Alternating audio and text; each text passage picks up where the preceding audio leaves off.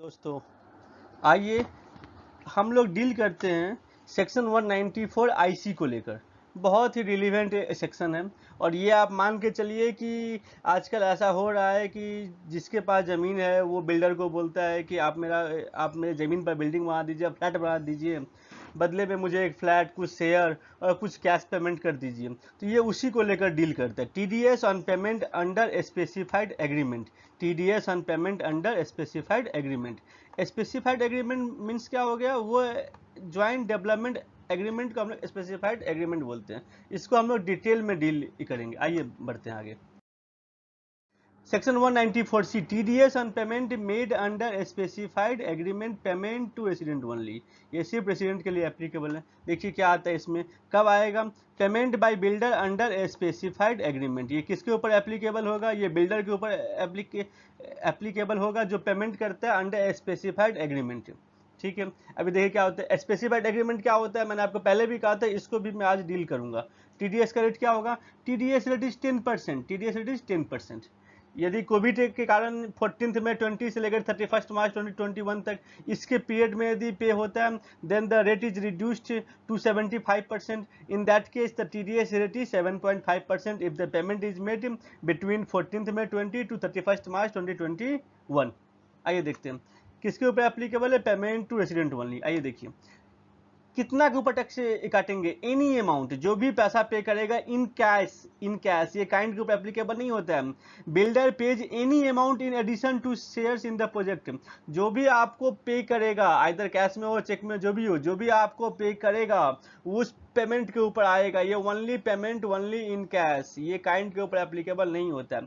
अब मैं आपको बोलता हूँ कि स्पेसिफाइड एग्रीमेंट क्या होता है। Specified agreement means a registered agreement in which a person owning land or building or both agrees to allow another person to develop a real estate project on such land or building or both in consideration of a share being land or building or both in such project whether with or without payment of part of the consideration in cash। तो समझ गए specified agreement क्या होता है। ये section 45(5)(a) में बताया गया कि स्पेसिफाइड एग्रीमेंट क्या होता है। ये कैपिटल गेन के अंदर में टैक्सेबल होता है। तो स्पेसिफाइड एग्रीमेंट मतलब क्या हो गया? जो ज्वाइंट डेवलपमेंट एग्रीमेंट है जिसके तहत लोग अपना जमीन को देते हैं बिल्डर को, जो बिल्डर उसके ऊपर प्रमोटिंग करके बिल्डिंग बनाए और फिर उसको उसमें एक शेयर मिले और कुछ कैश भी मिले। तो जो पेमेंट जो कैश के रूप में मिलेगा, जो पेमेंट जो कैश में मिलता है उसके ऊपर आपका 194 आईसी एप्लीकेबल होगा। चलिए बढ़ते हैं आगे। अब इस पूरे सेक्शन को एनालाइज करते हैं, इसमें क्या लिखा हुआ है। देखिए इसको बहुत ही सिंपल लैंग्वेज में इसको मैं डील करूंगा और इस एनालिसिस के बाद आपको कोई डाउट नहीं रहेगा। देखिए क्या लिखा है, in joint development agreement it refer to in section 45(5)(a)। मैंने कहा था 45(5)(a) में कैपिटल गेन में इसको कहा गया if the builder pays any cash, if the builder pays any cash to SSC in addition to shares in the project, then the builder shall deduct TDS at the rate of 10%। समझ में आया? 7.5% where sum is paid or credited during the period from 14th May 20 to 31st March 2021 on the cash payment। ये only cash payment पर applicable होता है। made to the SSC। मैं आपको फिर से बोलना चाहता हूँ कि 194 IC is applicable only on the cash payment, only on the payment made to the SSC either in cash or check। माने सिर्फ पेमेंट पर होता है, not in kind। 194 IC is not applicable on consideration in kind। आइए आगे बढ़ते हैं। Next क्या होगा? It may be noted that capital gains are taxable in the hands of the SSC in the previous year in which certificate of completion is issued by the competent authority. तो suppose कीजिए मेरा एक जमीन था, मैंने एक builder को कहा कि इसके ऊपर आप फ्लैट बनाइए, प्रमोटिंग कीजिए, उसको सेल कीजिए। जैसे ही मैंने एक जमीन उनको दे दिया, उसने मुझे बदले में सपोज कीजिए 1 करोड़ रुपया दिया। अब क्या होता है, वो प्रमोटिंग होते होते आपका टाइम लग जाएगा। 2 साल के बाद वो प्रमोटिंग कंप्लीट हुआ और 2 साल के बाद उसको कंप्लीशन सर्टिफिकेट मिला।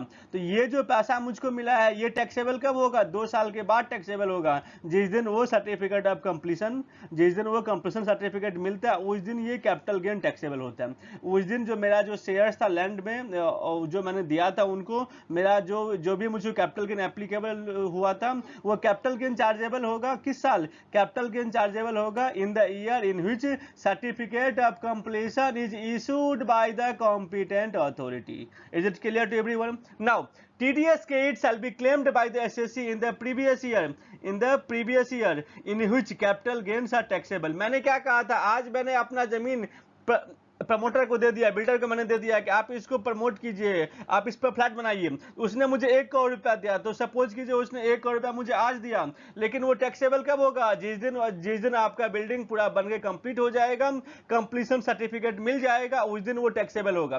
तो जिस दिन कंप्लीशन सर्टिफिकेट मिल जाएगा उस दिन टैक्सेबल होगा. तो मुझे जो ये पैसा मिला था टीडीएस का क्रेडिट मुझे कब मिलेगा? जिस साल कैपिटल गेन टैक्सेबल होगा. आइए इसको एग्जाम्पल में डील करते हैं. देखिए एग्जाम्पल क्या लिखा है? The builder makes a payment to the SSC on 1/1/2020. क्या किया गया? 1/2/2020 को बिल्डर ने क्या किया? The builder makes a payment to the SSC on 1/2/2020 of ₹3 crore. 3 crore का पेमेंट दिया गया. कब दिया गया? 1 फरवरी 2020 को.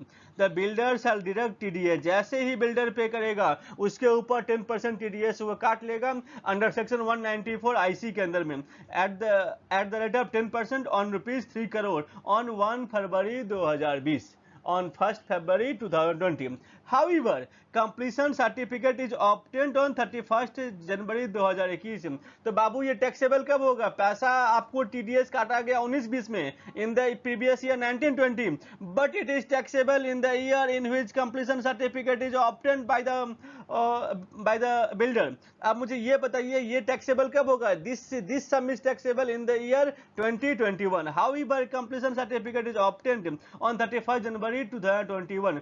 Then capital gain shall be taxable in the hands of the SSC in the previous year 31st/3/2021 and credit of TDS shall be claimed in the previous year 2021 31st March 21. I think this point is clear. बहुत ही relevant है. जब मैं इसको class में करा रहा था किसी एक बच्चे ने कहा कि मेरे साथ यही सेम प्रॉब्लम हुआ है, मेरा भी जमीन था, मैंने भी उसको प्रमोटिंग के लिए दिया था. तो बहुत ही relevant case, specially West Bengal में इसको लेकर बहुत अधिक मैटर आते हैं. थैंक यू फ्रेंड्स, आज के लिए इतना ही. और आप मुझे बताइएगा कि आपको आज का क्लास कैसा लगा. आई होप ये पॉइंट आपको क्लियरली समझ में आ गया होगा. 194 आईसी को लेकर डिटेल में, इतना डिटेल में और कहीं भी एक्सप्लेन नहीं किया गया है. बहुत कम ही बुक में इसको अच्छे से एक्सप्लेन किया गया. मैंने एग्जांपल के साथ आपको डील करने का कोशिश किया. I hope this point I am able to make you clear. और ये यदि इसको लेकर क्वेश्चन आएगा तो मुझे इतना उम्मीद है कि मेरे सीए फाइनल के बच्चे को, मेरे व्यूअर्स को, किसी को भी इस पॉइंट में कोई डाउट नहीं होगा. So thank you very much.